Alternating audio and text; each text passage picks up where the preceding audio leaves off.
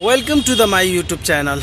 आज एक ऐसे मुद्दे पे बात करूंगा जो शायद कि बहुत बुरा कहा जा सकता है कि हिंदुस्तान जैसे डेमोक्रेटिक मुल्क को कोई दूसरे मुल्क के लोग समझाने पे मजबूर हो जाए और यहाँ जो इक़्तिदार आला पे बैठे लोग हैं वो उसकी बात को मान ले। यहाँ की जो भी माइनॉरिटी है वो उस पर 10 दिनों से बात करे तो उसकी कोई लेने देना नहीं, उससे उसको कोई फ़र्क नहीं पड़ता है। ये है इसकी हकीकत। और वही मुस्लिम ममालिक ने जब उसके ख़िलाफ़ रिएक्शन किया तो उन्होंने एक्शन लिया, लेकिन वो भी एक्शन ऐसे है जो काफ़ी नहीं है, वो तलाफ़ी भी नहीं है एक तरीके से कि अगर किसी के मज़हब को कोई भी हो XYZ तो उसके ख़िलाफ़ एक्शन गवर्नमेंट को लेनी चाहिए। लेकिन यहाँ पे पार्टी से निकाल देना, ये क्या अदालतें हैं? पार्टी से निकालना, लेकिन अदालत में जाना चाहिए, केस फाइल होनी चाहिए। लेकिन खैर इन्हें कौन समझाए जिससे हिंदुस्तान की जो आम जनता की कोई फ़र्क नहीं पड़ती है।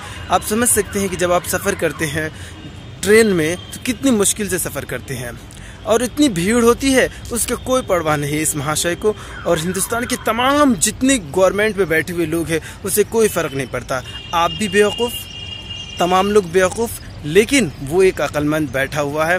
हिंदुस्तान की इकोनॉमिक्स को बर्बाद कर दिया, हिंदुस्तान की फॉरेन पॉलिसी को बर्बाद कर दिया कि आज कोई भी अफ़गान जैसा कंट्री जो अभी किसी ने काबिज़ हुआ है वो आकर हमें बताए कि राजधर्म क्या होता है। तो आप इसी से अंदाज़ा लगा सकते हैं कि इस मुल्क की क्या हालात है, इस मुल्क की क्या फॉरेन पॉलिसी है।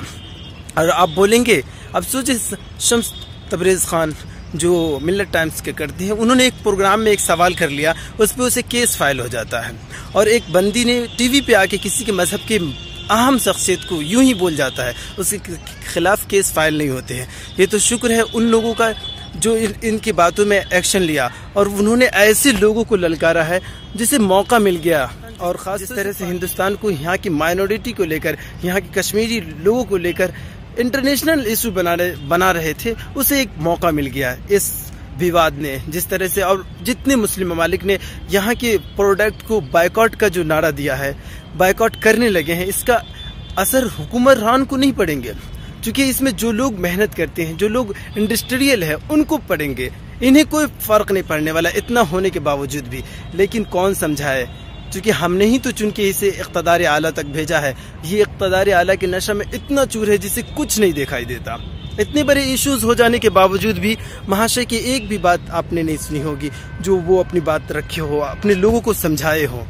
ये है हमारे जो सबसे बड़े लीडर है हिंदुस्तान के, उसके इसी से अंदाज़ा कर सकते हैं कि उसके मानसिकता में क्या चलते हैं, इसकी सोच में क्या है, हिंदुस्तान को किस दहाने पे ले जाना चाहता है, हिंदुस्तान के जमहूरियत को कितना ख़राब से ख़राब तर हालत में छोड़ना चाहता है। क्या आपने श्रीलंका की हालत को नहीं देखा? क्या म्यांमार की हालत को नहीं देखा? या जिस मुल्क में इस तरीके की गवर्नमेंट आए उस मुल्क की हालत बदतर से बदतर होते चले गए। क्या आप शाम को नहीं देखा? या फिर दुनिया के जो भी मुल्क जो तनज़्ज़ुली के शिकार है, वहाँ के हुक्मरान जब पत्थर रख लेते हैं कानों पे, उसके हालात तब ख़राब होते हैं। लेकिन इस महाशय को कौन समझाए जिसके आगे भी कुछ नहीं दिखता न पीछे दिखता है, बस उसकी अना दिखती है, बस उसकी हुक्मरानी दिखती है, उसके इक़्तिदार से कैसे चिपके हुए रहना वो दिखती है, कैसे हिंदुस्तान के बांट कर नफ़रतों के दलदल में डालकर अपने हुकूमत की रोटी सेकी जाए, वो सिर्फ जानता है। अब उस बंदे के लिए क्या ही बोला जा सकता है, क्या ही कहा जा सकता है। खैर, हम आम लोग हैं, हमें समझना होगा, हमें अपने आप में सेफ करना होगा, हमें मुल्क के बचाने के लिए कुछ तो करने होंगे। अपनी हर हालात में, जिस हालत में रहे, मुल्क की हालात पे गौर करे, फिक्र करे। अल्लाह ताला हमारी मुल्क हिंदुस्तान की हिफाजत फरमाए और ऐसे हुक्मरान जो इक़्तिदार आला पे बैठे हैं इसे हिदायत नसीब फरमाए और मुल्क को कम से कम जो नफ़रत की दलदल में जा रही है उससे रोका जा सके। बहुत बहुत शुक्रिया आपको देखने के लिए, सुनने के लिए। हमारे इस YouTube चैनल को सब्सक्राइब ज़रूर कीजिएगा। Thank you so much.